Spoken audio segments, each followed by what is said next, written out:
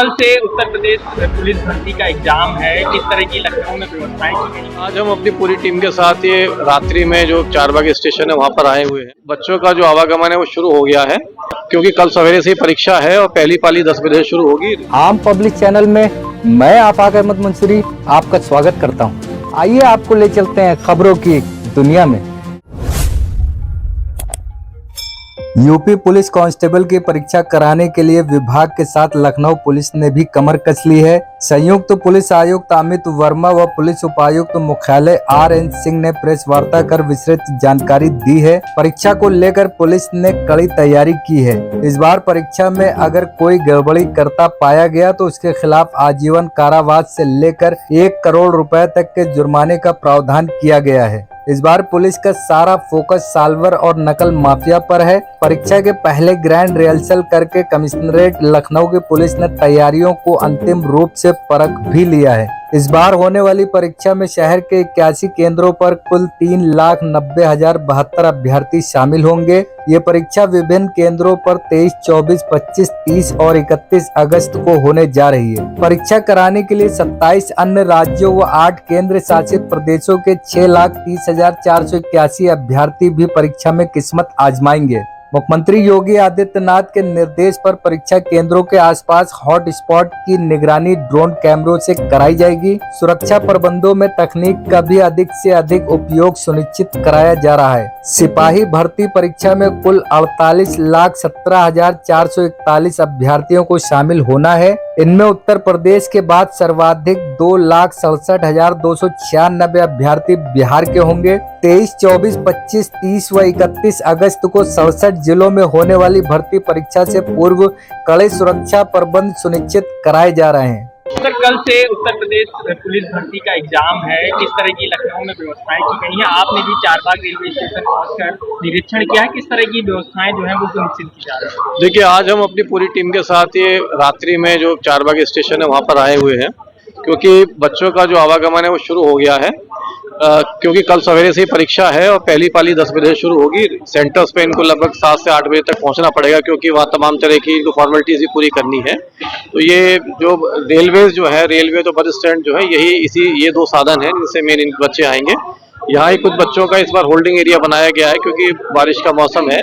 बच्चे प्लेटफॉर्म के अंदर लेटते हैं या बाहर ओपन में लेटते हैं, तो परेशानी ना हो। तो पूरे लखनऊ में इस तरह के काफी सेंटर्स की व्यवस्था की गई है, जहाँ जाके बच्चे रात में अपना आराम कर सकते हैं, सो सकते हैं, ताकि सुबह वो आराम से एग्जाम दे सकें। तो सुरक्षा के लिहाज से किस तरह के बंदोबस्त किए गए हैं और ट्रैफिक को लेकर किस तरह की? सुरक्षा में देखिए, ये ऑलरेडी जो सेंटर्स की ड्यूटी रहती है, लॉ एंड ऑर्डर की ड्यूटी रहती है, ट्रैफिक डाइवर्जेंस काफी है, जो आप लोगों के माध्यम से, मीडिया के माध्यम से हमने सभी 2-3 दिन से हम लोग इसका प्रसारण भी कर रहे हैं, सोशल मीडिया के माध्यम से भी। और सुरक्षा की दृष्टि से हम लोग की यहाँ ATS की टीम भी है मेरे साथ, जो है वो RPF भी है। तो इस तरह की सारी व्यवस्थाएं की गई कि ताकि कोई गलत व्यक्ति इसमें कोई बाधा उत्पन्न ना कर पाए। तमाम जो पुराने सॉल्वर गैंग रहे उन पे भी कार्रवाई जो है, उन पे भी हमारी नजर है। तो ये पूरा हमें उम्मीद है, पूरा विश्वास है कि ये जो परीक्षा है बहुत अच्छे माहौल में और बच्चों को कोई परेशानी ना हो, ऐसे माहौल में इस संपन्न होगी। महिला और पुलिस सर सभी तरीके के अभ्यर्थी, तो क्या महिलाओं को और पुरुषों को अलग अलग शेल्टर में जगह दी गई है? देखिए, महिलाएं जो होती हैं ज्यादातर वो अपने अभिभावकों के साथ आती हैं, तो उनकी भी कुछ शेल्टर बनाए गए हैं। लेकिन ये वाला जहाँ हम लोग शेल्टर खड़े हैं, ये मुख्यतः ये जो लड़के हैं उनके लिए बनाया गया। जैसा कि आप जान रहे हैं कि जो उत्तर प्रदेश पुलिस में जो सीधी भर्ती परीक्षा है वो कल से प्रारंभ है। ऐसे में यहाँ पर जो अन्य जनपदों से या अन्य राज्यों से जो अभ्यर्थी आ रहे हैं उनकी सुविधा के लिए यहाँ पर हेल्प डेस्क बनाई गई है, जिसमें उनके सेंटर में उसके आसपास निकट जो रुकने के स्थान है उसकी सूचना एवं वहाँ तक जाने के लिए जो पब्लिक के साधन उपलब्ध हैं उनकी सूचना उनको दी जा रही है, ताकि किसी प्रकार से उनको कोई दिक्कत ना आए। सर, कल से करीब 80,000 जो अभ्यर्थी हैं वो प्रतिदिन एग्जाम देंगे, तो लगता है कि किसी तरह की चुनौती है कि बड़ी संख्या में लोग पहुंचेंगे? यहाँ पर जैसा कि आप देख सकते हैं कि हमारे साथ जो RAF है, सिविल डिफेंस है, GRP है, साथ में RPF है। संयुक्त रूप से हम सब लोग मिलकर के एवं जो लखनऊ की लोकल पुलिस है उसके साथ मिलकर के हम यहाँ पर इस हर चुनौती से निपटने के लिए पूरी तरीके से सक्षम है। सर, अभ्यर्थियों की बात करें या फिर आम जनमानस की बात करें, दोनों लोगों से क्या कुछ अपील करेंगे? किस तरह से व्यवस्थाओं को सुचारू करने में सहयोग करें? सभी लोगों से अपील है कि आप लोग धैर्य बनाए रखें और यहाँ पर प्रशासन द्वारा सभी चीज़ों के लिए व्यवस्था की गई है और आप लोग किसी भी प्रकार के किसी अफवाह में ना आए। कॉन्फ्रेंस में स्वागत है। ये प्रेस कॉन्फ्रेंस जो जैसा कि आप लोग अवगत है कि कल से पुलिस आरक्षी भर्ती परीक्षा की शुरुआत है। ये 5 दिनों में परीक्षा जो है ये संपन्न कराई जाएगी, जिसका पहला चरण जो है वो कल से शुरू हो रहा है 23, 24, 25 और 30, 31। तो आज इसी के अनुक्रम में आप लोगों को हम लोग ये ब्रीफिंग के लिए यहाँ इकट्ठा हुए हैं। मेरे साथ जो भर्ती परीक्षा के नोडल अधिकारी हैं श्री RN सिंह जी DCP साहब हैं, वो पहले आपको भर्ती के बारे में थोड़ा सा एक ब्रीफ बता देंगे। उसके बाद यातायात तथा अन्य जो व्यवस्थाएं हैं उसके बाद मैं उस चीज़ को समायोजित कर दूंगा। तो मैं अभी RN सिंह जी को आमंत्रित करता हूं कि आप लोगों को वो थोड़ा इसके बारे में बताएं।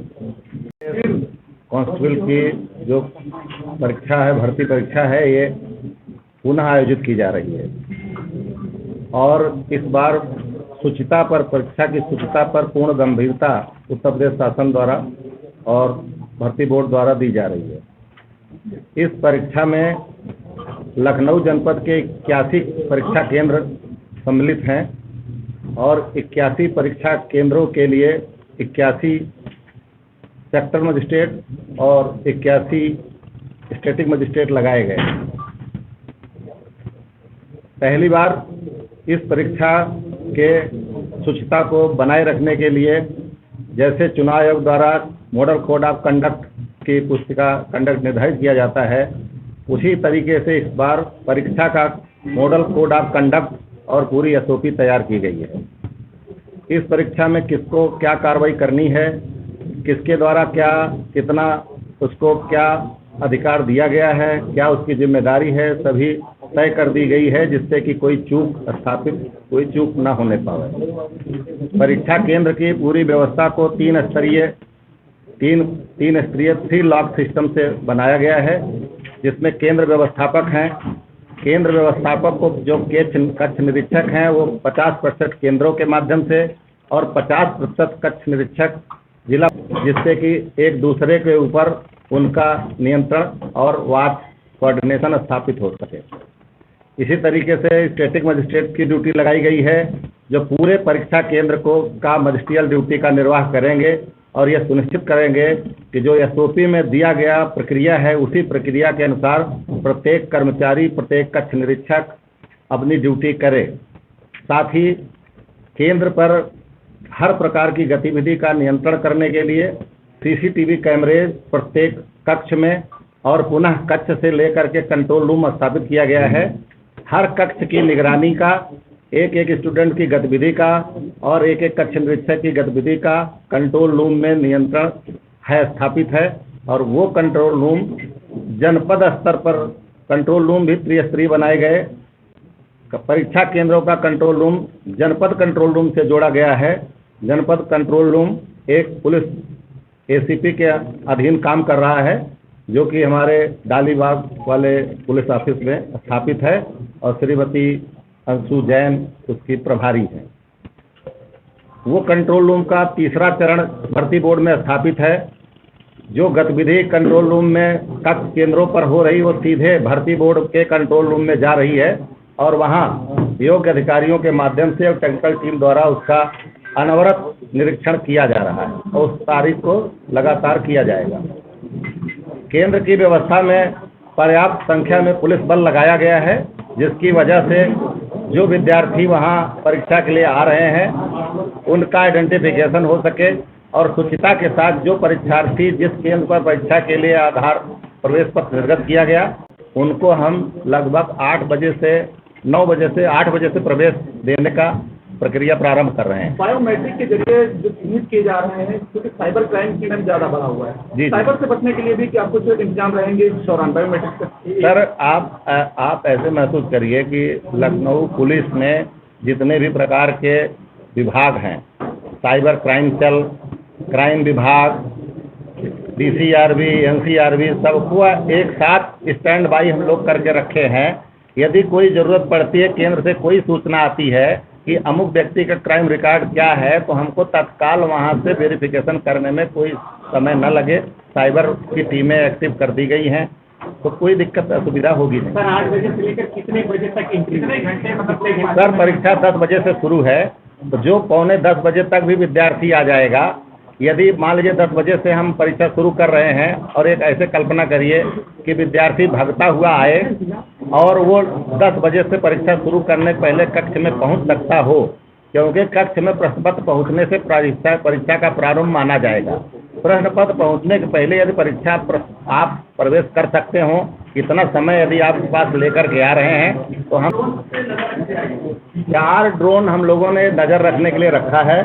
सीसीटीवी की जो वर्तमान व्यवस्था है, विभिन्न कंजस्टेड जगहों पर जो अभी लखनऊ पुलिस की व्यवस्था है, उतनी व्यवस्था है। सीसीटीवी का सेंट्रलाइजेशन हमने खाली जो है केंद्रों पर रखा है।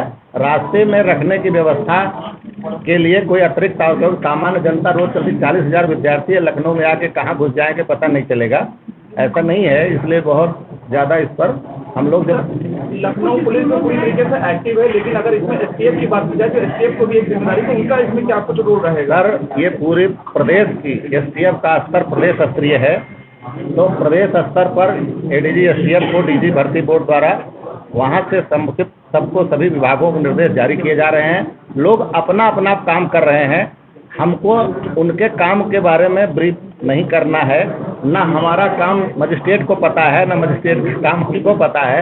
इस पूरी सूचना का ये है आलम कि जिसका जो काम है उसी को उसका काम आता है, तो इसलिए लगभग पुलिस के काम के बारे में पूरी सावधानी है। बाकी एसटीएफ वगैरह भी अपना काम कर रहे हैं। एआई के बारे में मेरा सिर्फ इतना कहना है कि हम जनपद लखनऊ पुलिस का जो अरेंजमेंट है उसमें हमने एआई अरेंजमेंट को नहीं शामिल किया है। बाकी प्रदेश स्तर पर जो व्यवस्था होगी उसके बारे में 8 कर्मचारी नियुक्त किए गए हैं। उसी तरीके से अब सूचना टीमों को प्रत्येक क्षेत्र में घूम करके अब सूचना इकट्ठा करने के लिए लगाया गया है कि परीक्षा के शुचिता को प्रभावित करने वाली कोई गतिविधि घटित न हो पाए। अगर आए तो संबंधित अधिकारियों को तत्काल सूचना दी जाए। पूरा जो रूट है कोषागार से लेकर विभिन्न परीक्षा केंद्रों तक, उस रूट पर पर्याप्त पुलिस बल लगाए गए हैं। यातायात का पुलिस प्रबंध किया गया है। गोपनीय रूप से प्रत्येक जो पेपर जाने वाली गाड़ियां होंगी उसके पीछे गोपनीय टेक्निकल वॉच रखा जा रहा है, जिससे उन गाड़ियों में भी कोई डिस्टर्बेंस क्रिएट करने की संभावना न रहे, तो किसी प्रकार से संपूर्ण कोई शुचिता प्रभावित न हो। ये पुलिस भर्ती पुलिस विभाग के प्रतिष्ठा का प्रश्न है और पूरा पुलिस विभाग हमारे डीजीपी महोदय द्वारा पर्याप्त हम लोग निर्देश दिए जा चुके हैं। भर्ती बोर्ड के डीजी साहब द्वारा पर्याप्त अनवरत इसकी अनुसरण किया जा रहा है। इसकी गंभीरता को लेकर के यहाँ जो नोडल कार्यालय भर्ती का बनाया गया, जो मेरे नियंत्रण में कार्य कर रहा है, और तमाम यहाँ जनपद के पुलिस आयुक्त महोदय के समस्त लोगों का, वरिष्ठ अधिकारियों का पर्याप्त निरीक्षण और वाच अनुसरण लगातार चल रहा है। यदि कोई प्रश्न हो तो कृपया आप लोग। सर जैसा कि आपने आधार कार्ड को लेकर बताया कि जिनका आधार कार्ड लिंक है तो उनको तुरंत प्रवेश मिल जाएगा, लेकिन जिनका लिंक नहीं तो उनको सर जिनका आधार कार्ड लिंक नहीं है उनके लिए हम दूसरे प्रिविलेज दे रहे हैं। उनकी केवाईसी को चेक करेंगे। यदि केवाईसी चेक हो जाता है तो लगभग बराबर ही उनको वापस हम लोग एंट्री तत्काल दे रहे हैं। यदि केवाईसी में भी डिफरेंस आता है तो भी ये सुनिश्चित करना है हम लोगों को कि क्या यह वही परीक्षार्थी है जिसको भर्ती बोर्ड ने परीक्षा प्रश्न पत्र जारी किया है, क्या वही प्रवेश पत्र है जिसका केंद्र वास्तव में यही है, क्या यह वही व्यक्ति है। इसको स्थापित करने के लिए हम लोग पासपोर्ट की आइडेंटिटी देख रहे हैं, आधार और डीएल की आइडेंटिटी देख रहे हैं, जो भी सरकारी दस्तावेज हैं उनके आधार पे भी उसको देख रहे हैं। जैसे चुनाव में आप जाते हैं तो आपको कुछ नहीं मिलता है तो कोई न कोई आपको आइडेंटिटी कार्ड होना चाहिए। यदि स्थापित हो गया कि नहीं, एकदम डिफरेंस हो गया कि राम मोहन है ये और परीक्षा देने आए हैं श्याम मोहन, तो साहब राम मोहन और श्याम मोहन की स्थिति में अगर राम मोहन का प्रवेश पत्र है तो श्याम मोहन को फिर पुलिस कार्रवाई से गुजारा जाएगा। जो मोबाइल में अगर आईडी रखते हैं क्या वो भी मान लो? कौन सा आईडी? मोबाइल में ज़्यादातर लोग नहीं सर किसी भी प्रकार के डिजिटल में अब डिजी लॉकर की मोबाइल है, हम मोबाइल अलाउ ही नहीं कर रहे हैं सर। तो अंदर आप मोबाइल तो ले ही नहीं जा पा रहे हैं, तो मोबाइल से नहीं सर ओरिजिनल प्रपत्र रखना सर। मैं उसके लिए अच्छा रहने की व्यवस्था के बारे में लगभग इस जनपद के 24 स्थानों पर अब एक यहाँ पर टोटल 39,120 विद्यार्थियों का परीक्षा केंद्र है, जो दोनों पालियों में अगर मिलाया जाए तो 78,000 से ज़्यादा संख्या पड़ती है। हम ये मान रहे हैं कि प्रत्येक एक विद्यार्थी के साथ उसका एक गार्जियन भी हो सकता आए। तो इस तरह लखनऊ आगमन करने वाले लगभग 70-80 हज़ार लोगों की हम व्यवस्था के बारे में हमने एक्सरसाइज किया है, जिसके लिए 24 स्थानों पर आवासीय व्यवस्थाएं की जा रही हैं। जो लोग अपने घरों पर अपनी व्यवस्था में जाना चाहते हैं, रेलवे स्टेशन से बस अड्डे से, उनके जाने रोक टोक के लिए कोई व्यवस्था नहीं है, वो चले जाएं। लेकिन जो लोग रेलवे स्टेशन पर रात गुजारने की स्थिति में आएंगे, बस अड्डे पर गुजारने की स्थिति आएंगे, उनके लिए स्थानीय व्यवस्था हम लोगों ने आवास की कर रखी है। सर, बड़ी परीक्षा है, सालभरों को किस तरीके से चिन्हित करेंगे और सालभर किस तरीके से बस व्यवस्था में ऐसा चाकूबंद है कि हम उनको यहाँ से चैलेंज करते हैं, अगर परीक्षा केंद्र में वो घुसेंगे तो परीक्षा केंद्र में हम उनको जहाँ पहुँचना है वहीं पहुँचाएंगे। वो परीक्षा दो ही लेंगे। जो उचित विद्यार्थी हैं वो तो शुचिता के साथ उनके सपोर्ट के लिए परीक्षा ली जा रही है। ये पुलिस की भर्ती परीक्षा वास्तव में पुलिस के लोगों को भर्ती करने के लिए परीक्षा हो रही है। तो हमको मतलब अच्छे सिपाही मिल सकें, इसके लिए तो हम पूरा इंतजाम किए हैं, कोई योग्य आदमी वंचित न हो। लेकिन अगर कोई इस तरह का संदिग्ध व्यक्ति प्राप्त होता है तो हम उसको गेट के चेकिंग के माध्यम से रेक्टिफाई करके उसके ऊपर नियंत्रण रख रहे हैं। जो एग्जाम देने आएंगे सर, उनको कितने कोशिश करता है, यदि कोई गलत परीक्षार्थी परीक्षा देने की कोशिश करता है, जैसा कि पीछे आप लोग सुने होंगे, तमाम प्रकार के सालवर्ष भी दूसरे के नाम पे परीक्षा देने की कोशिश करते हैं। उनके लिए थानाध्यक्ष पर टीम गठित करके पर्याप्त व्यवस्था की गई है। जो गलत लोग हों और इस जांच में आए, सुनिश्चित हो जाए कि ये गलत परीक्षार्थी आया है, डुप्लीकेट परीक्षार्थी बन के आया, उसको पुलिस मुकदमा लिख करके और जो अग्रिम पुलिस कार्रवाई है वो की जाएगी।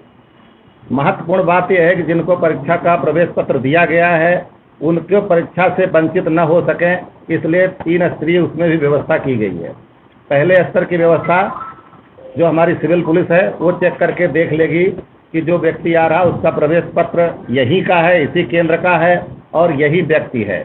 लेकिन इतने स्तर से कार्य नहीं हो रहा है, उसका फ्रिस्किंग चेकिंग करके ये सुनिश्चित किया जा रहा है कि उसके पास कोई अनुचित साधन या किसी प्रकार का डिवाइस या इलेक्ट्रॉनिक ऐसा कोई उपकरण उसके पास स्थापित न रह सके। उसके लिए अभिसूचना इकाई की टीम पुलिस के टीम के साथ लगाई गई है। अब आता है परीक्षार्थियों के वेरिफिकेशन आइडेंटिफिकेशन का काम। ये खाली मौखिक आइडेंटिफिकेशन न करके उसका इलेक्ट्रॉनिक आइडेंटिफिकेशन स्थापित किया जा रहा है, जिसमें कि 2 स्तरीय जांच प्रक्रिया की जा रही है। एक, जो विद्यार्थी आधार कार्ड ऑथेंटिकेटेड हैं, जिनका आधार कार्ड पहले से हो चुका है, जुड़ चुका है, उनको बायोमेट्रिक से जैसे अंगूठा लगाएंगे उनका सीधे चेहरा और डिटेल आ जाएगा। 1 सेकंड में वेरीफाई हो जाए, उनको तत्काल परीक्षा केंद्रों में कक्षों में ले जाया जाएगा। जिनका आधार कार्ड ऑथेंटिकेटेड नहीं है, ऐसे लोगों के लिए दूसरी लाइन लगाई जा रही है, जिसमें कि उनको बायोमेट्रिक पर अंगूठा लगाते उनका KYC स्थापित हो रहा है अथवा नहीं, इसकी तत्काल जांच हो जाएगी।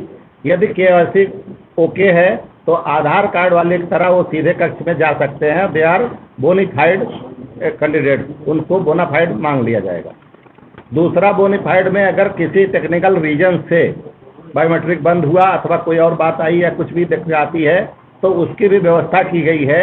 उनके पास दूसरा ID कार्ड, जैसे आप चुनाव में जाते हैं तो आपके पास पासपोर्ट होना चाहिए, ड्राइविंग लाइसेंस, और भी जो आपकी व्यक्तिगत आपकी आइडेंटिटी को स्थापित करे कि आप ही परीक्षार्थी हैं, उनको सुनिश्चित करने की व्यवस्था की गई है।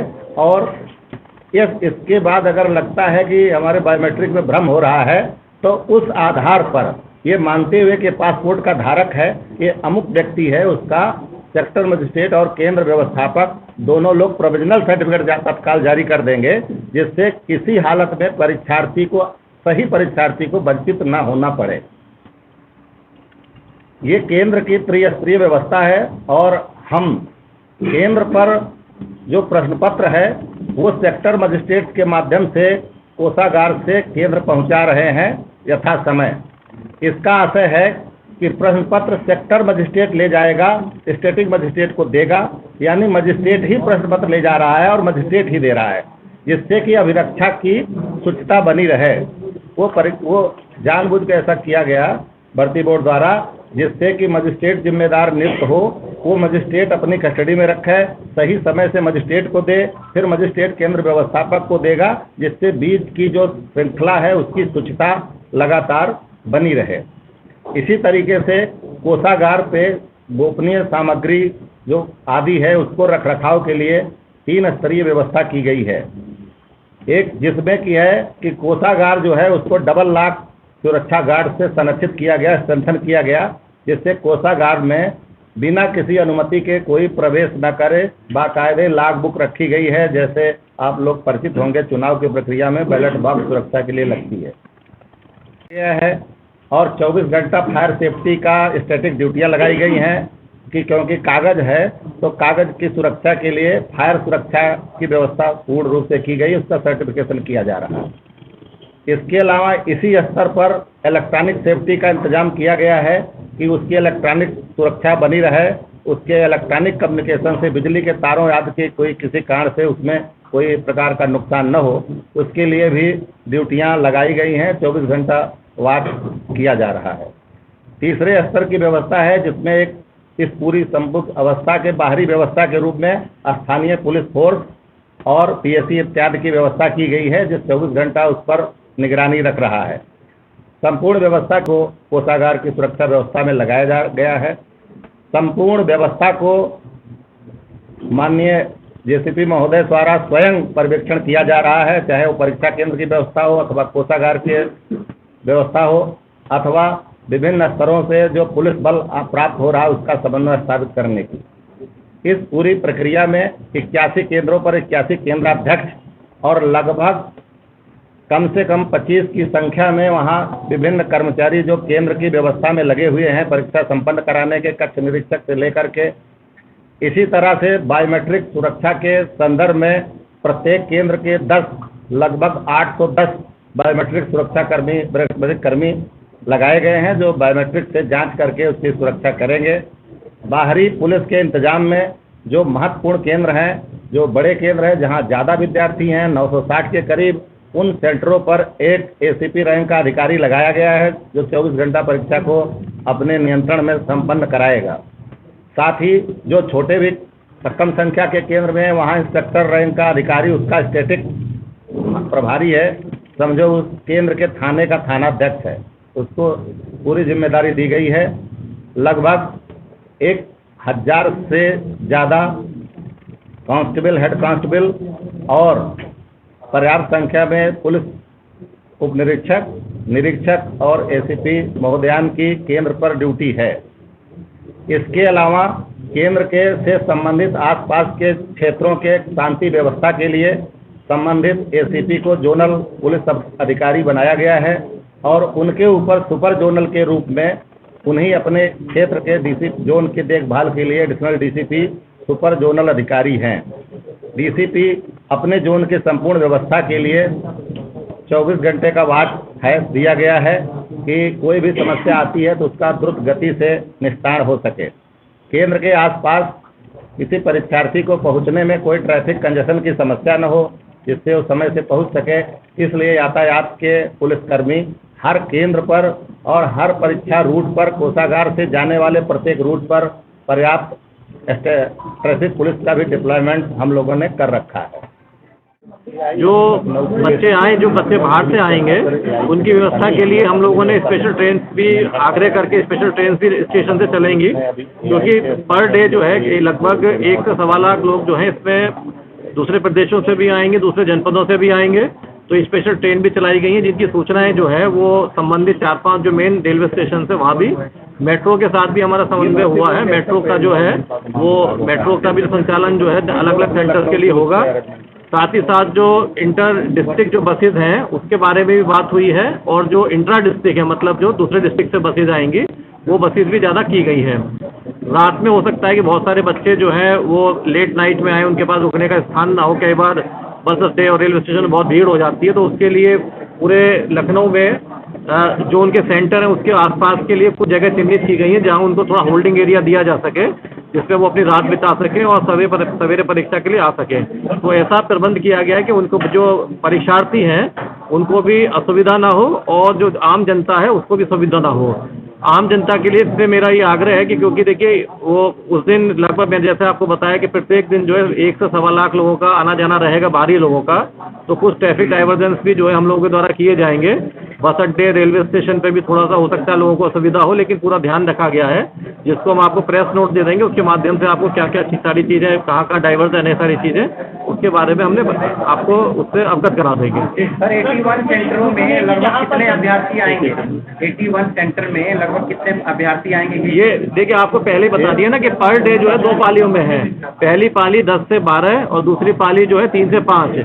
तो पहली पाली में भी लगभग 40,000 के करीब बच्चे हैं और दूसरी पाली में भी लगभग 40,000 के बच्चे हैं। तो लगभग 80,000 एस्पिरेंट जो हैं, केवल एस्पिरेंट जो हैं वो एक पर डे आएंगे। सर जो रुकने की व्यवस्था सर सुनिश्चित की जा रही है या की गई है, वहाँ पर किन अधिकारियों को तैनात किया जाएगा? कौन उसके लिए अलग एक इसके लिए कंट्रोल रूम बनाया गया है। उसमें ट्रांसपोर्टेशन और उसके लिए श्री कमलेश दीक्षित जी डीसीपी साहब हैं, वो चीज़ को देख रहे हैं। और ये ऑप्शनल है, ये किसी को जबरदस्ती नहीं करना कि आपको वहाँ रहना है। हर आदमी अपने अपने साधन से आता है। ये उन लोगों के लिए है कि जिनको अगर कुछ भी व्यवस्था नहीं है तो वो वहाँ जाके अपना रात बिता सकते हैं। बारिश का मौसम है, बारिश में ना भीगे, समुचित वहाँ व्यवस्था की गई है, लेकिन उसकी भी एक लिमिट होती है। तो वो अभ्यर्थी अगर वहाँ हर बच्चा तो गाड़ी से आता नहीं है, कुछ लोग मोटरसाइकिल से भी आएंगे, बस से भी आएंगे, क्योंकि राज्य सरकार ने इस बार जो बसें हैं उसमें मुफ्त किया है। तो ज़्यादातर हमें उम्मीद है कि बच्चे जो है वो रोडवेज की बसों से ही सफ़र करेंगे। मेडिकल अरेंजमेंट्स भी किए गए हैं। तीनों साल के स्तर से विभिन्न परीक्षा केंद्रों से आसपास के जो मेडिकल वहाँ संस्थान है, जो मेडिकल का वो स्वास्थ्य अस्पताल हैं, वहाँ पर लगभग 8 अस्पतालों पे जो है व्यवस्था की गई है। जो जनपद लखनऊ के विभिन्न अस्पताल हैं, सिंक्रोनाइज करते हुए कि कितने केंद्रों को कहाँ से सुविधा होगी, किस अस्पतालों से, ऐसा टीमों द्वारा अपनी टीमें लगाई गई हैं। इन केस ऑफ इमरजेंसी किसी को कोई मेडिकल असुविधा हो तो उसको तत्काल वहाँ पर उसको मेडिकल दिया जाए। अब देखिए ये परीक्षा कल से शुरू हो रही है। हमारा ये आप लोगों से एक आह्वान है कि आप भी अपने माध्यम से, चाहे अखबार के, चाहे न्यूज़ चैनल के माध्यम से, चाहे सोशल मीडिया के माध्यम से लोगों को अवगत कराएं इस चीज़ को, जो व्यवस्थाएं की गई हैं। और हमें पूरी उम्मीद है, पूरा विश्वास है कि इस बार जो परीक्षा होगी बहुत अच्छे माहौल में होगी, साफ सुथरी परीक्षा होगी और जो बच्चे मेहनत करते हैं इसके लिए, उनके लिए एक बहुत अच्छा अवसर होगा ये। इसके अलावा भी हम लोग बीच बीच में आप लोगों की ब्रीफिंग करते रहेंगे, क्योंकि कल पहला चरण शुरू हो रहा है तो ब्रीफिंग है। इसके अलावा भी अगर बीच में कोई चीज़ें आएंगी तो आप लोगों को समय समय बता दी जाएगी। धन्यवाद। अगर आपने हमारे चैनल को सब्सक्राइब नहीं किया है तो आम पब्लिक चैनल को सब्सक्राइब कीजिए और हाँ, बेल आइकन जरूर दबाइए।